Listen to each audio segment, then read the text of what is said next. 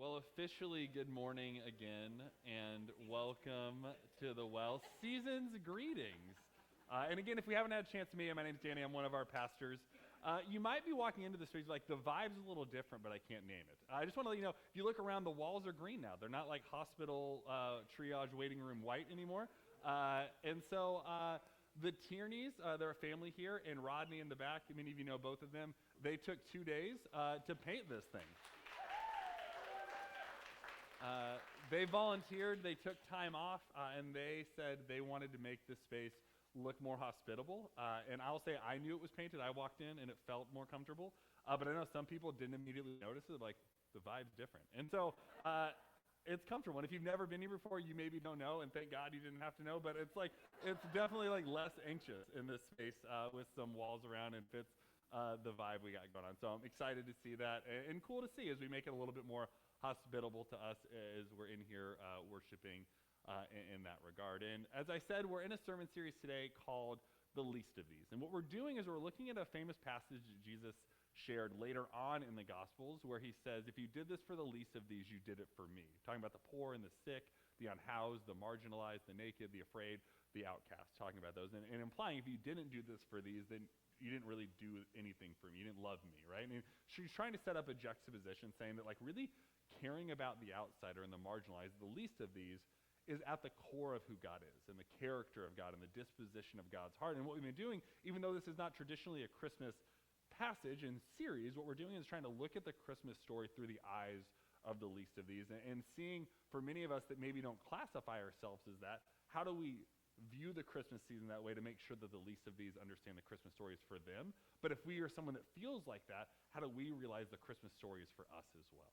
And so we've been diving into different stories that represent this least of these idea and trying to tie it back into the Christmas story. And for us, every year we've gathered for Advent, we've talked about character studies, and we've looked at Zachariah and Elizabeth and Mary and Joseph and Jesus, and we wanted to do it a little bit different as we did that today. And actually, I forgot that today is our fourth birthday as a church. That's kind of exciting, right?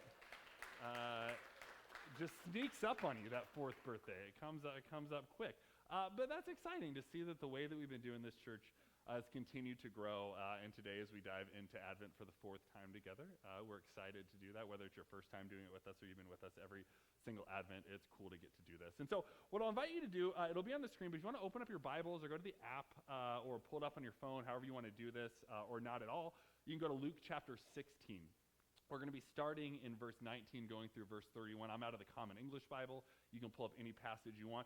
But I want you to do something for me. I'm going to read this passage, and I want you to listen and think about what stands out to you about the characters in this specifically. And I want you to listen to the whole thing, but think about the characters you hear.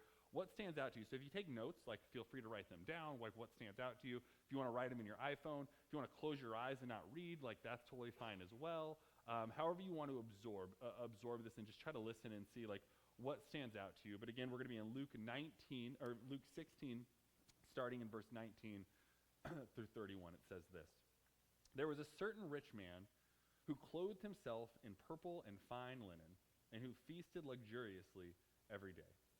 At his gates lay a certain poor man named Lazarus, who was covered with sores.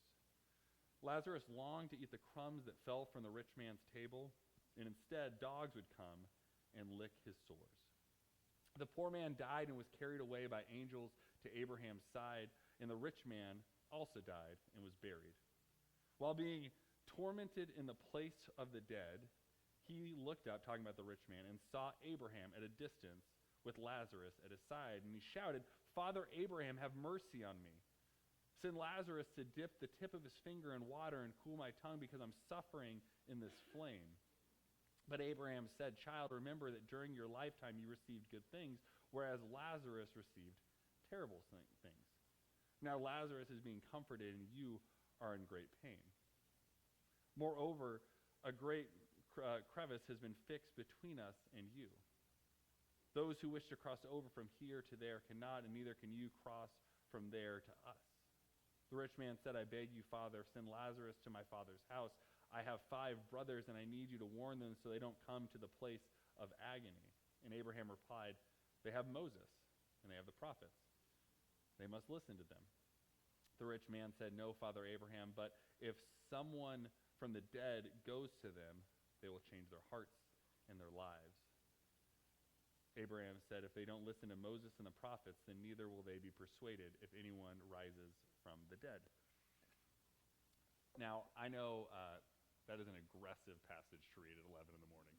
There's a lot going on there.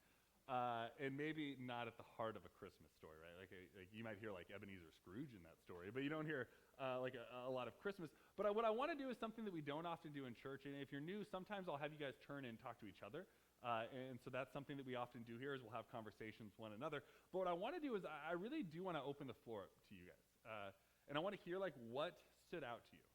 And so I truly mean this. So I'm going to ask you a question. Like, I want you to think about the rich man in this story. You thought about it and you listened, and like, what stood out to you about the rich man in this story? If something stood out to you, just shout it out.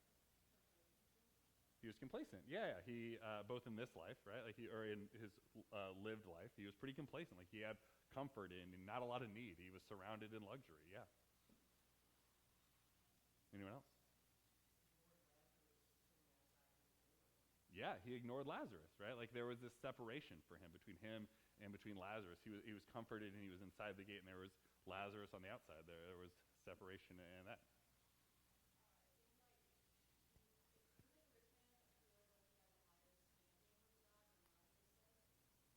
Yeah, yeah, he feels like he has a higher standard.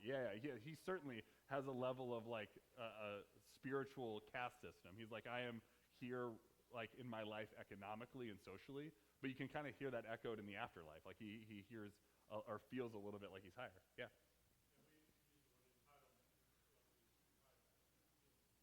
Yeah, there's an entitlement going on, right? Like he feels like he is like crushing it in life, and certainly he did. Like he probably pulled himself up and worked hard and did a lot of really good things, and he felt like he was entitled to a lot in his life. But in the afterlife, there's a level of entitlement there as well.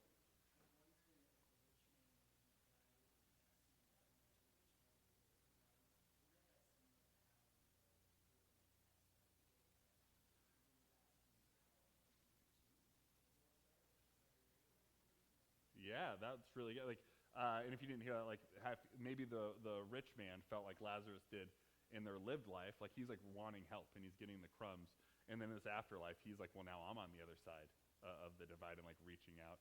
And I love. Thank you guys for participating in this, by the way. Like hearing things from both services is fun. It's been a little bit different each, and to hear those, and we'll have. I have another one I want to throw to you in a second. But there's interesting, like some things that like stood out to me as I was reading this. Like there are some things that stand out. Like I think when we read this, they don't immediately hit us. We're just like, oh, these are words on a page.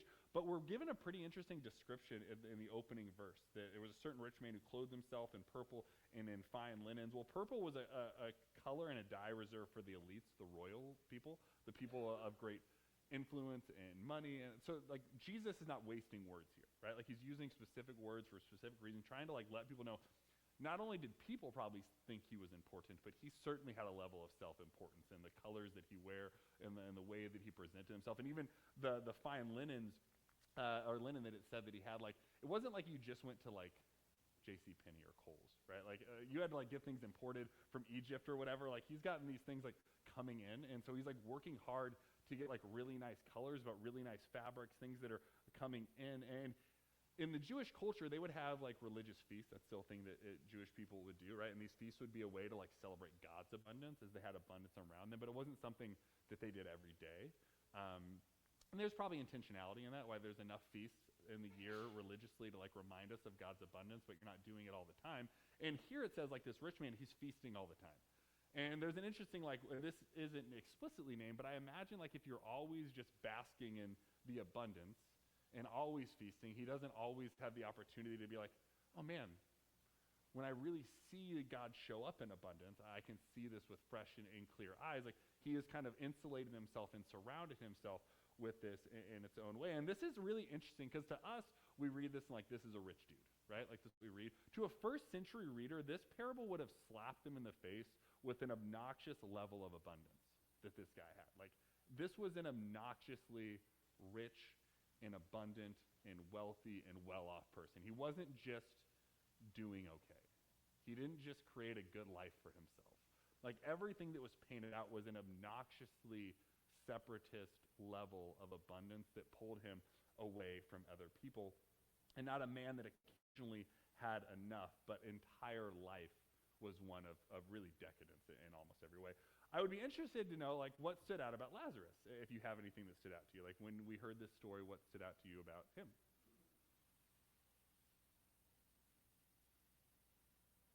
Yeah?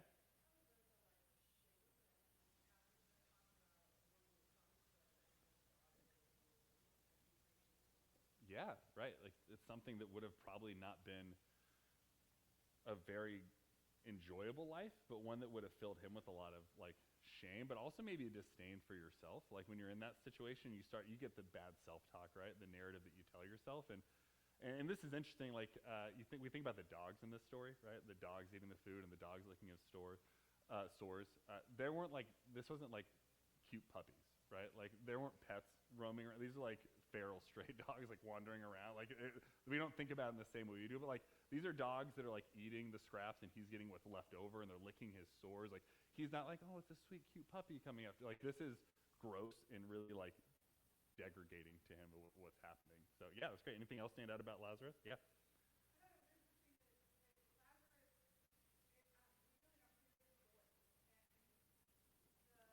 Yeah.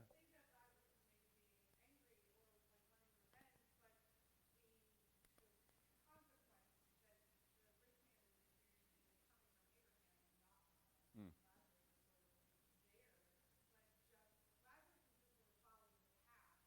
Yeah. Mm.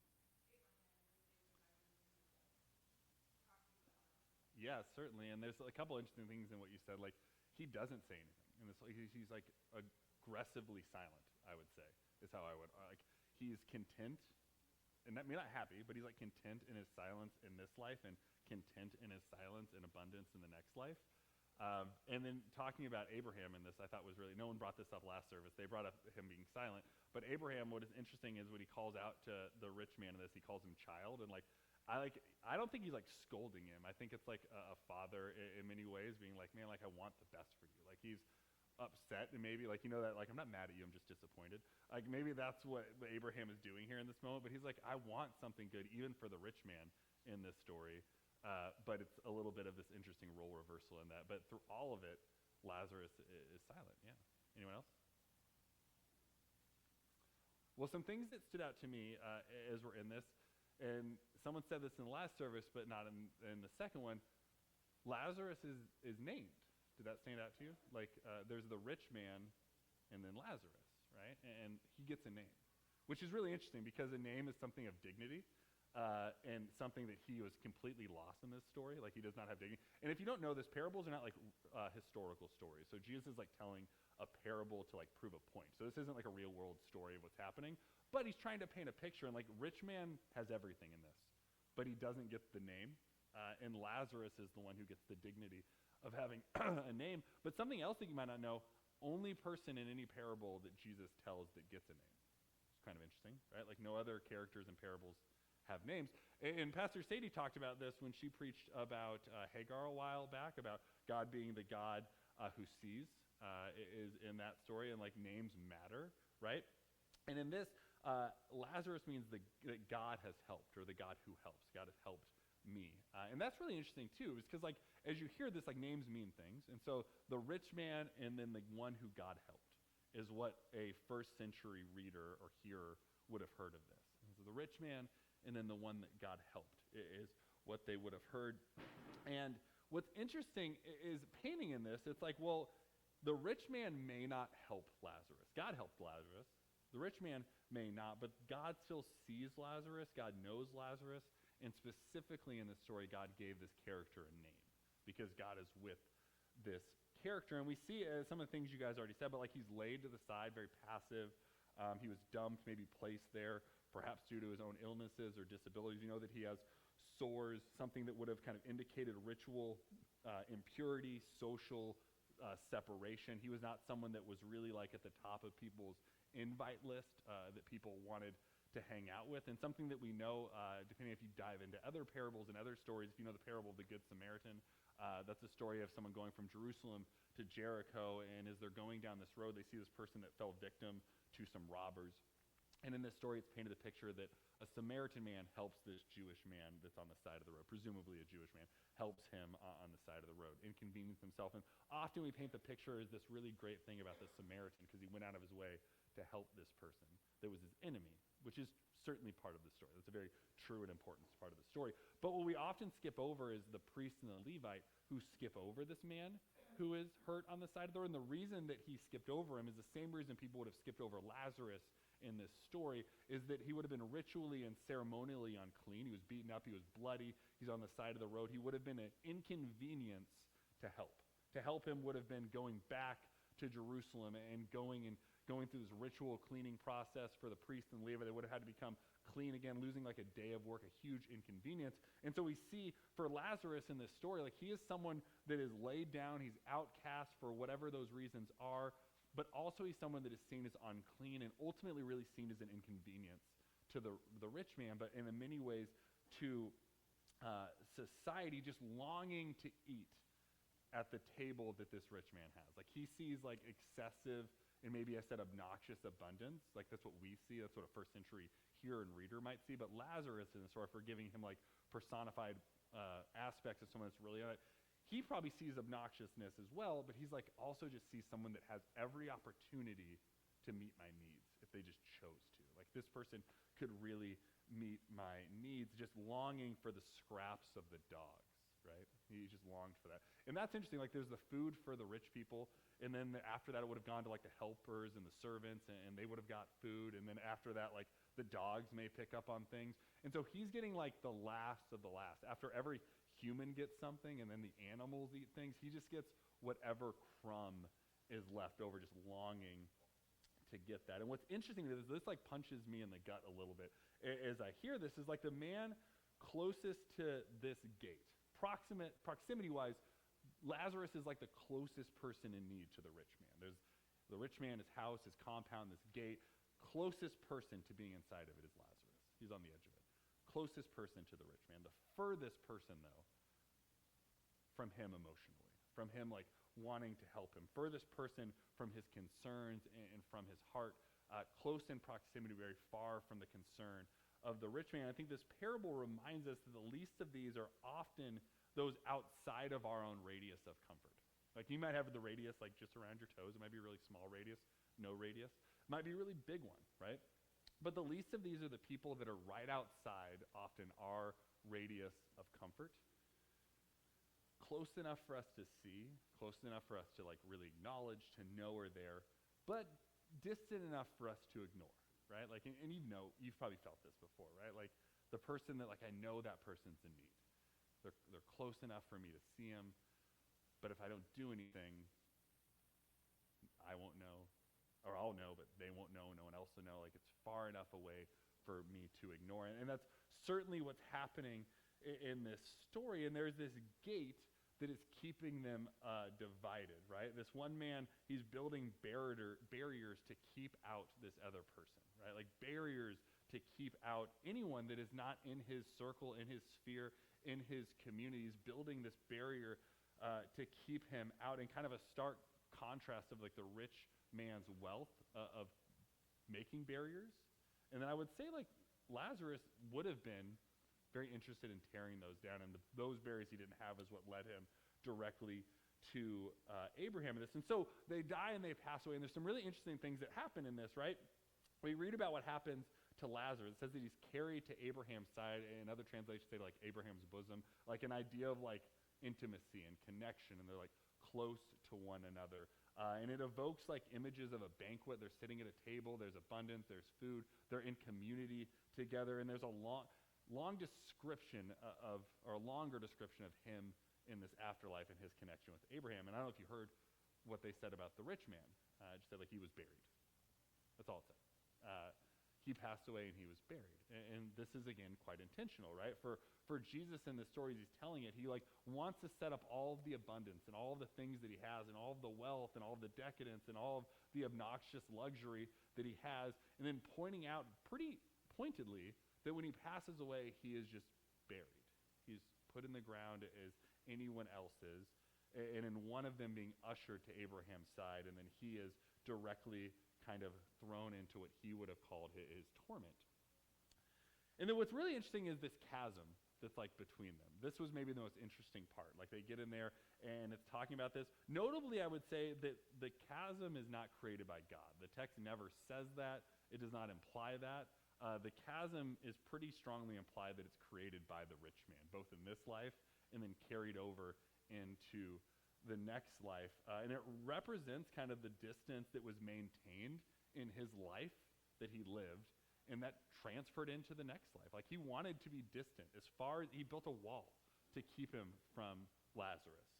And the barriers and the chasms that he maintained in his life that he worked really hard to create actually carried over into the next life for him, right? And this is something that would have been kind of a Jewish ideology of the afterlife. They don't have the same ideas of like heaven and hell and the conceptions that we often have as like modern day Christians, and many Jews like didn't even really believe in an afterlife, but they would have believed about this idea of carrying over the things that we cultivate and create into this life. If there was something in the next life that would have been carried over, and this is kind of lived out in this story that Jesus is telling, is like you've cultivated this chasm, you've lived insulated, you've lived separated, you've kept yourself safe behind a gate, and now there is this great canyon, no longer a gate that keeps out Lazarus, but a canyon that divides you from you and where Lazarus and Abraham are. And there's kind of an unchecked distance between the least of these that eventually creates a distance between him, the rich man, and God's heart in this story, I think. Like in this life, in his life that he lived, I think the chasm felt like he was just keeping out Lazarus. Like I'm keeping out the undesirables. I'm keeping out the person with the sores and the poor. I want to keep my life. But really over time, what that did was it separated them further and further from the character and the heart of God. Like is this chasm that he separated himself from people that he thought didn't have a seat at God's table, it created a bigger chasm between him and God's heart in this. And it went unchecked in this life and then carried over into the next one. And this is really quite interesting to me because his disposition doesn't really change in the afterlife, right? Like he's still the rich man in many ways. And we don't see this painted fully, but like listen to the words that he says in verse 24 and 27. He says like, hey, like I'm so thirsty. It's hot down here. And like I need something to quench my thirst. So can you get that Lazarus guy? Remember him. I think he could serve me in this. He's still kind of probably down here. So can you get him to dip his finger in the water and I just need a drop. But can you do that for me really quick? And he's not saying, can I dip my finger? He's not saying, can God quench my thirst? He's not saying, are there ways that we can work? He's like, hey, there's that guy that I don't think deserved dignity in this past life.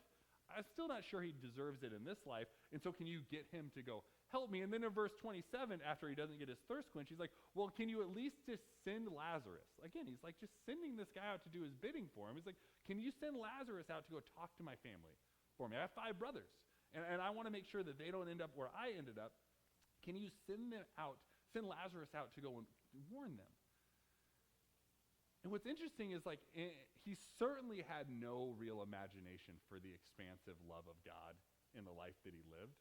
And his imagination for the table God was setting did not transcend into the next life. He kept a limited level of his imagination in that life. His imagination of who could be included, who my neighbor was, how big the table was, the idea of who deserved a seat and who would ever get a seat. His imagination really was never challenged, and the chasms and the walls and the things that he created in his lived life did not transition into his next life. And what's interesting is he's like, well, send them, please, like send Lazarus, go tell him. Because man, if they see a dead guy, tell him this, they're going to be freaked out. Like again, like you think about Scrooge, right? The ghosts of these, like that scares us, right? And he's like, if you just see the ghost of Lazarus passed and like say like, hey, change your life, like go do this, like you have an opportunity, go and change things and turn your life around, and they'll see Lazarus and they'll change. And in this story, Abraham's like, well, that's not going to happen, right? If they heard this, like this isn't a new story that's being told now in the afterlife, right? Like this is a story that I've been telling all throughout history, and you've just chosen not to listen. Like if you go back into Deuteronomy, this would have been like their books of the Bible, the Pentateuch, the Old Testament, the Hebrew Bible. Like if you look into Deuteronomy, it's continually pointing to like care for the poor, right? I talked about Leviticus last week, a book that's a tough read often, but still about trying to figure out like how do we love our neighbors, is a lot of what is at the core of that. If you look at the prophets, and really the judges as well throughout the Old Testament, what they're doing is they're condemning the neglect of the vulnerable every time, or the turning away from the heart and the character of God, which is about the vulnerable or the least of these, as these theories. And Jesus has named it the prophet, and the judges have continued to point to that. Wisdom literature, places like the Psalms or Job or these other places talk about how God is the defender, and God defends not just some, but defends the hopeless and the helpless and the poor. And then Jesus, like, he didn't come up and just make these things up. Like, his whole life was around this, right? Like, he goes and he feeds 5,000 people, right? Like, he's out at this thing and they don't have enough. They're not in abundance, and somehow they feed everyone, right? Like, he didn't just talk about loving the least of these. That wasn't just lip service, but look at who Jesus spent his time with, right? Like, he spent his time with the undesirables, the tax collectors that were seen as like these people that were traitors to the Roman government and traitors to the Jewish people. They were like not good enough for any community, getting rich off of everyone. And Jesus spent time with them, and he celebrated with them, and he spent time with people that were seen as sexually or religiously or spiritually impure, and he spent time with people that were the least of these, and the poor and the marginalized. This is not a new way of teaching. This is who God has always been, and the character of God's heart, and who God has always been pushing us to look into, include, and to expand, and to create seats for. And what Abraham is saying here is he's trying to say, if our hearts are not oriented toward the least of these, even the power of resurrection, even the power of the afterlife, even the power of the testimony of a ghost is not going to change the hearts and the minds of someone whose imagination is so limited to be able to see what God has always been trying to do and who God is trying to push us to become. And I would say that compassion, grace, and the radical inclusivity of Jesus in the story of God and the story of us is the lens through which the power of resurrection is seen, and the power of the Christmas story is seen. I mean, the whole story of Christmas talks about God coming and dwelling among God's people, and they use this phrase that God became Emmanuel, which means God with us. And this isn't just like God with some of us, and it wasn't just God with the best of us, and not just God with the rich, or even God with the poor, but God with all of us, God with the least of these, God with everyone. And there is this continual story of God coming to dwell among God's people, not just being for some, but being for all. And so when we look at this story, like, part of the reason that we're not doing a character study for Advent as we lead to Christmas, and we're not doing it in the traditional sense, is we want to say, like, well, what does it look like to truly believe that the Christmas story is a story of Emmanuel, which is God with not some of us, but God with all of us. And sometimes that takes a shaking and a reworking of our imagination to work off and pull off some of the cobwebs that have made us think it's only for the people that are doing great, or only the people that think like us, or look like us, or believe like us. But the Christmas story, the story that God has been writing from all the way back in the first book of Genesis, that is seen in the end of the book of Revelation, as it's lived out through the course of history, is that God is not for some of us, but God is for all of us. God is not just with the best of us, but God is with the least of us. God is with all of us in this. And so I would challenge you. I want to give you a couple of questions to take. They won't be on the screen, so you can write these down, or you can put them in your phone if you want, or whatever, and I can text them to you as well, or email them if you want them as well. But I would challenge you through this week, whether it's in your prayer time, or maybe you're reading the Bible, or maybe you're just in the car and you, like, these pop in your mind, to ask yourself these throughout the course of this week, which is, first off, who is at our gate? And hopefully you have a small gate. Like, maybe it's just like around your toes, really small. It's like right up next to you. Maybe you don't have a gate. You're crushing it. Then you do not have to ask this question. I certainly have a gate, and I try to tear them down, and I look, and I'm like doing like a real honest spiritual inventory. I was like, I still am cultivating gates or chasms between me and other people. And so I would challenge you to ask, like, where are the gates that I am keeping up, and who is on the outside of that gate? Is it the poor, the sick, the marginalized, people that look different or think different? Like, who is outside that gate? And I would ask you to ask that question not in a way that's like hyper judgy of yourself, but like a way that is an honest spiritual inventory, like to really ask yourself. Sometimes I think we're afraid to ask really tough questions of ourselves because we give ourselves the shame we think we deserve. And I think God never wants that for us. God wants us to be people that ask ourselves the hard questions because it expands our imagination of what God is doing, but helps us see ourselves the way that God sees us, but in turn see the way that God sees other people. And so ask yourself, like, who is at my gate? I would ask you then to ask this other question, like, what are the chasms or the divides that I am maintaining? Or maybe expanding? Some of them, like, we've inherited. Some of them we've created. Like Lazarus and the rich man. The rich man was, like, digging his. Like, he built this Grand Canyon-sized one to keep him and Lazarus far from each other. But, like, I've walked into environments, like work environments that are, like, toxic work environments. Maybe you've gone into one of these before. And people are like, hey, don't talk to this person. You're like, well, they seemed cool to me. But then you hear that and, like, there's a little chip. Like, it starts to make a little chasm between you and this person. And then you hear more about it. And maybe they prove to you who this person said they were. And then it gets bigger and bigger and bigger. And then it creates. Or maybe you just want to believe someone. And maybe it's, I mean, we're going into the holiday season, right? We're about to be around family members. There are some of us that are holding pretty big chasms between us and family members right now. And that's something maybe we inherited. Maybe we've created. Maybe they created. However it came to be, I would ask you to ask that question of what are the chasms that we're maintaining? Because whether we've created them or we inherited them, ask for them or not, we have the decision to make, or whether we're going to maintain them or we're going to try to bridge them. And I wouldn't ask yourself, how are you going to bridge them yet? But ask yourself, are you maintaining them, and which ones are you maintaining? And then I would ask you to really think about, like, what does it look like to believe that the Christmas story is a story that is about the least of these? And that's why we're looking at all these during this series, because this is not the way you're supposed to preach Christmas. You're supposed to preach Christmas about God coming and being with me. And it's very personal, right? And it's a story that's about me. And that means the least of these, because if we're sitting here and we feel like the least of these, that's like, oh, I feel so seen, right? And if we don't and we feel like we're in abundance, we feel maybe like the rich man or somewhere in between, we're like, it's for me as well. And that's, the Christmas story is for you. God did not come and dwell only with the least of these. Just in the same way God did not only go with and dwell with the people in abundance. God dwelled with all of us. God came in to be the light of the world, not for some, but for all. But ask yourself, like, what does it change to see the Christmas story as one that is through the lens of the least of these? And through the course of this series, we'll always point it back to Christmas.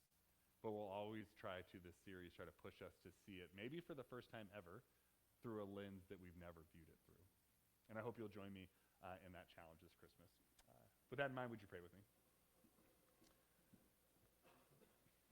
God, I do thank you that you're a God that comes and dwells among us, not just some of us, but with all of us, that you truly are Emmanuel, God with us.